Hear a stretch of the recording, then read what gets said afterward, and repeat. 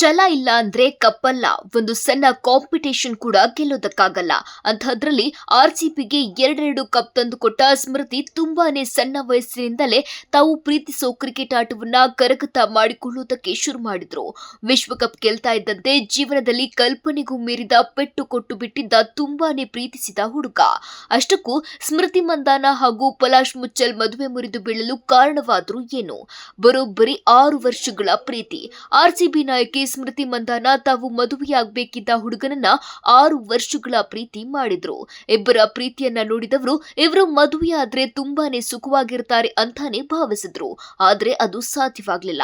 ಇನ್ನೇನು ತಾಳಿ ಕಟ್ಟೋಕೆ ಕೆಲವೇ ಗಂಟೆಗಳಿರುವಾಗ ಸ್ಮೃತಿಯ ತಂದೆ ಆಸ್ಪತ್ರೆಗೆ ಅಡ್ಮಿಟ್ ಆಗ್ತಾರೆ. ಅದರ ಬೆನ್ನಲ್ಲೇ ಸ್ಮೃತಿಯ ಪತಿಯಾಗಬೇಕಿದ್ದ ಪಲಾಶ್ ಕೂಡ ಅಸ್ವಸ್ಥವಾಗಿ ಆಸ್ಪತ್ರೆ ಸೇರ್ಕೊಳ್ತಾನೆ. ಅಷ್ಟೇ, ಅಲ್ಲಿಗೆ ಇಬ್ಬರ ಮದುವೆಗಷ್ಟೇ ಅಲ್ಲ 6 ವರ್ಷಗಳ ಪ್ರೀತಿಗೂ ಎಳ್ಳು ನೀರು ಬಿಟ್ಟಂತಾಗಿತ್ತು. ಸ್ಮೃತಿ ಮದುವೆ ಕೊನೆ ಕ್ಷಣದಲ್ಲಿ ಯಾಕೆ ನಿಂತು ಹೋಯಿತು ಅನ್ನೋ ಚರ್ಚೆಗಳು ನಡೀತಿರುವಾಗಲೇ ಸ್ಮೃತಿಯ ಪ್ರೇಮಿಯಾಗಿದ್ದ ಪಲಾಶ್ ಮುಚ್ಚಲ್ ಮೇಲೆ ಸ್ಫೋಟಕ ಆರೋಪಗಳು ಕೇಳಿ ಬರೋದಕ್ಕೆ ಶುರುವಾಗುತ್ತವೆ. ಸ್ಮೃತಿ ಜೊತೆಗೆ ರಿಲೇಶನ್ಶಿಪ್ ನಲ್ಲಿ ಇರುವಾಗಲೇ ಮತ್ತೊಂದು ಹೆಣ್ಣಿನ ಜೊತೆಗೆ ಪಲಾಶ್ ಸಂಬಂಧ ಹೊಂದಿದ್ದಂತೆ.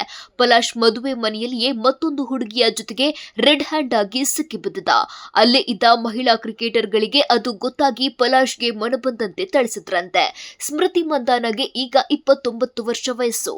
ಈಗಾಗಲೇ ಕ್ರಿಕೆಟ್ನಲ್ಲಿ ಬೆಟ್ಟದಷ್ಟು ಸಾಧನೆ ಮಾಡಿರೋ ಸ್ಮೃತಿ ಇನ್ನೂ ಅಪಾರ ಸಾಧಿಸುವ ಗುರಿ ಇಟ್ಕೊಂಡಿದ್ದಾರೆ. ಇಂತಹ ಸ್ಮೃತಿ ಏನಾದ್ರೂ ಸರಿ, ತಮ್ಮ ದೈನಂದಿನ ಚಟುವಟಿಕೆಗಳಲ್ಲಿ ಮಾತ್ರ ಕಾಂಪ್ರಮೈಸ್ ಆಗಲ್ಲ. ಅದೇ ಛಲದ ಫಲವಾಗಿ ಸ್ಮೃತಿ ಮತ್ತೊಮ್ಮೆ ಆರ್ಸಿಬಿಗೆ WPL ಕಪ್ ಒಲಿಯಲು ಕಾರಣರಾಗಿದ್ದಾರೆ.